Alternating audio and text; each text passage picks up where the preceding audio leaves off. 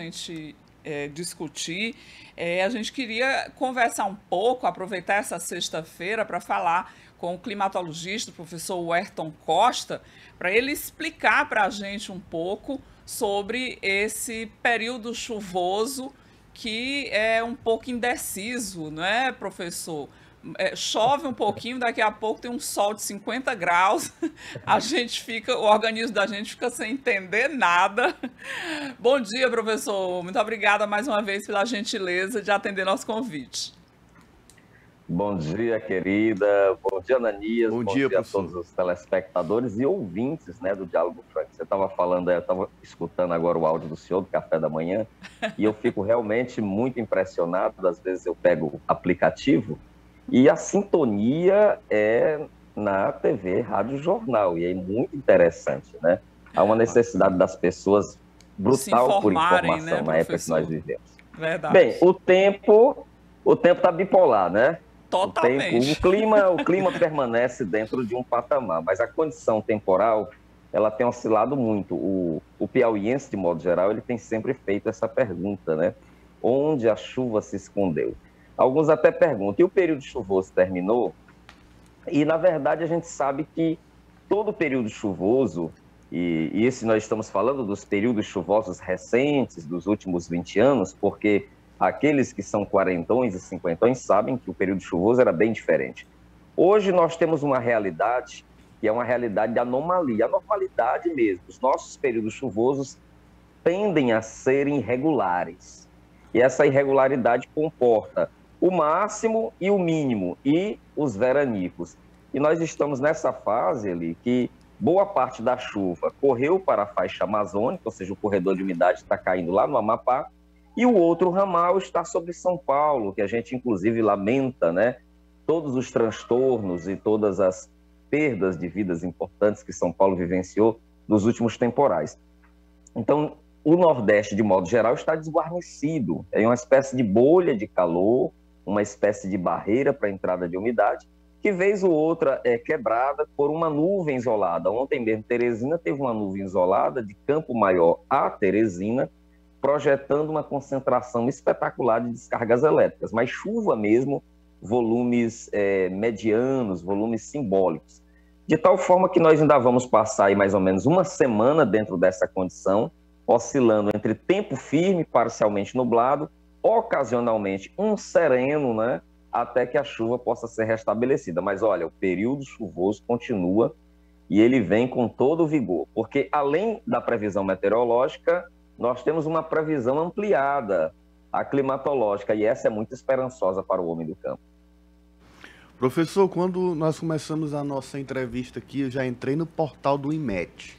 Virou uma rotina até, não diariamente, mas de forma recorrente eu estou acessando aqui o portal do IMET, estou vendo aqui que está limpo em cima do Piauí, tem realmente um alerta de perigo ali em Minas Gerais, São Paulo, Mato Grosso do Sul, Goiás, Rio de Janeiro, Espírito Santo, essas regiões onde tem este alerta emitido. Agora, para a gente aqui está limpo. Aí o senhor já iniciou a resposta da minha pergunta. Há uma expectativa de que o período chuvoso continue. Mas eu vou além. Aqueles alertas de grande perigo, de chuvas intensas, de aquelas chuvas que fizeram estragos no início do ano, a gente ainda pode ter durante esse ano?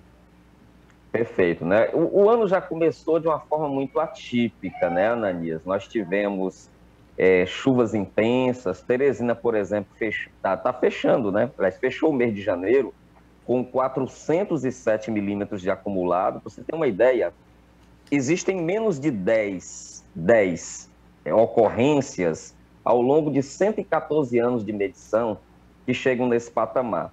Ou seja, você tem ali de destaque a de 77, a de 47, a de 26, a de 2002.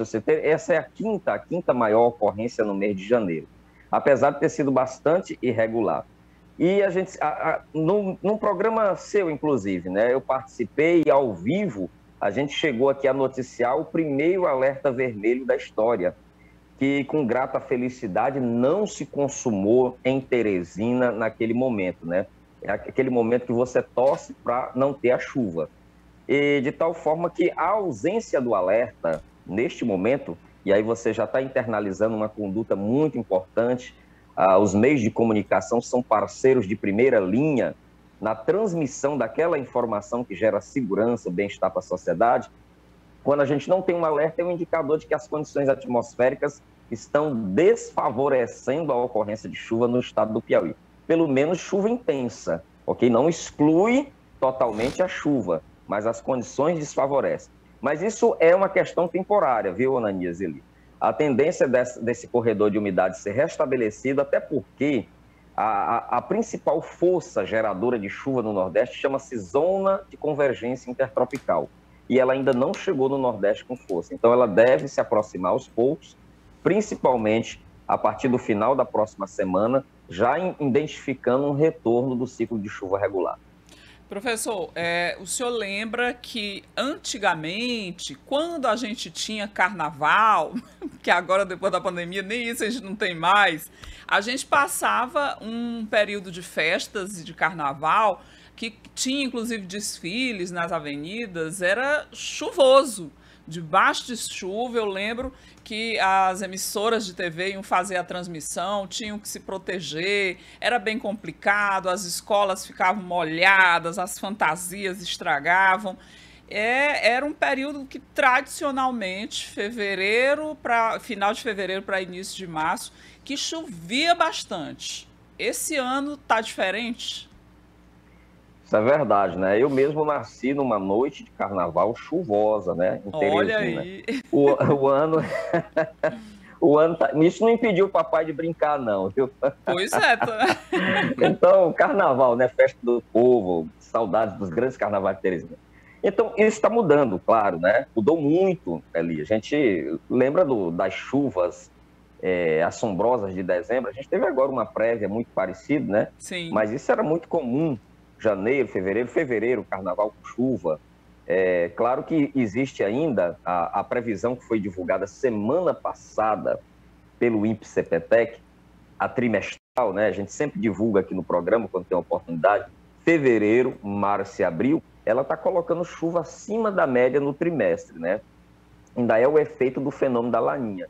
Isso significa que, a partir do momento que os sistemas atmosféricos, esse canal que traz a umidade do mar para o interior do Nordeste voltar a atuar, nós vamos ter aí chuvas torrenciais, né? Chuvas de diferentes níveis de intensidade, alguns grandes temporais, outras garoas, ou seja, no território piauiense. E a grande expectativa ali é a chuva no sertão. O sertão foi muito penalizado nesse início, como sempre, né? O início de estação, a grande dificuldade de distribuição de chuva sobre os municípios limítrofes com a Bahia e com Pernambuco. Então, a expectativa de boa distribuição de chuva e o carnaval, que vem, segundo o nosso calendário, um pouquinho mais tarde, parece que pega um pedaço de março, se eu não me engano, ele vai ter uma chuvazinha boa, viu? Olha aí, que bom. Boa notícia, né? Para o sertão, principalmente, tão carente aí das chuvas. E a gente, né? Que é um momento bem agradável. Fora aquela chuva muito forte, aquela garoazinha deixa a nossa temperatura diferente e bem agradável. E sempre é muito bem-vinda, né? Com certeza, né? Numa cidade em que a gente luta pelo conforto térmico, qualquer refresco, né, é uma bênção. Verdade, professor. A gente queria agradecer aí mais uma vez sua participação aqui no Diálogo Franco, pelas dicas aí que o senhor deu para a gente. Lhe desejar uma ótima sexta, um ótimo fim de semana. Obrigado, professor. Final de semana abençoado para vocês e para toda a equipe que faz esse telejornal. Tá aí, professor Ayrton Costa, trazendo para a gente o que os céus apontam para os